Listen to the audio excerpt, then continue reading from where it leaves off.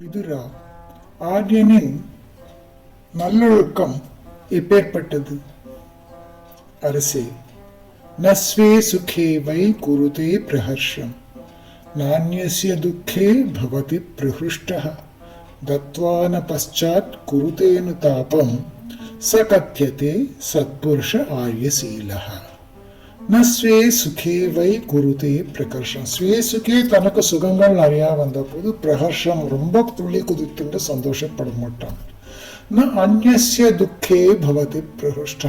பிறருக்கு அந்நியனுக்கு யாருக்கா துக்கம் உண்டு, அவன் பகைவனாவே ஆட்டுவேன், நன்னா வேணும் நம்மளுக்கு இது பண்ணா அல்ல அவனுக்கு நடக்கட்டும் அப்படின்னு நினைக்க மாட்டானா. அந்நிய துக்கே பிரஹுஷ்டா ந பவதி. இன்னொருத்தருக்கு துக்கம் வந்தா துக்கிப்பானே தவிர சந்தோஷம் ஒருபோதும் அடைய மாட்டான்.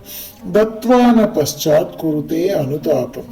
ஒருத்தருக்கு ஒண்ணு கொடுத்து விட்டது தானமாகவோ வேண்டாம் என்று எப்படியோ கொடுத்து விட்ட பிறகு குருத்தே அனுதாபம், வீட்டுக்கு போ, அச்சோ அது கொடுத்துருக்க கூடாதோ, நம்ம ஏன் கொடுத்துட்டோம், அது பண்ணிட்டுமே இது பண்ணிட்டுமே, அந்த தானம் செய்திருக்க கூடாதோன்னு நினைச்சு பார்க்க மாட்டானோ. அப்பேற்பட்டவன் தான் சத்புருஷன் ஆரியசீலன்.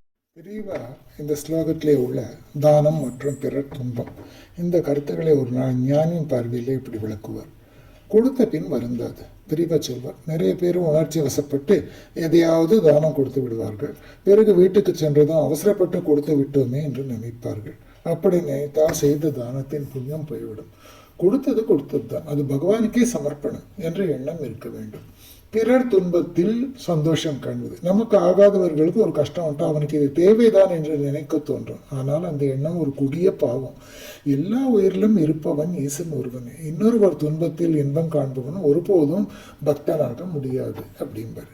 அதே மாதிரி இன்பத்தில் அமைதி, சந்தோஷம் வரும்போது அடக்கத்தோடு இருப்பவனே பெரிய மனிதன் என்றும் பெரியவா இதற்கு விளக்கம் கொடுப்பார். மன தூய்மை குறித்து பேசும் போது இந்த ஸ்லோகத்தின் ஆழமான தத்துவத்தை இப்படியாக பெரியவா விளக்குவார்.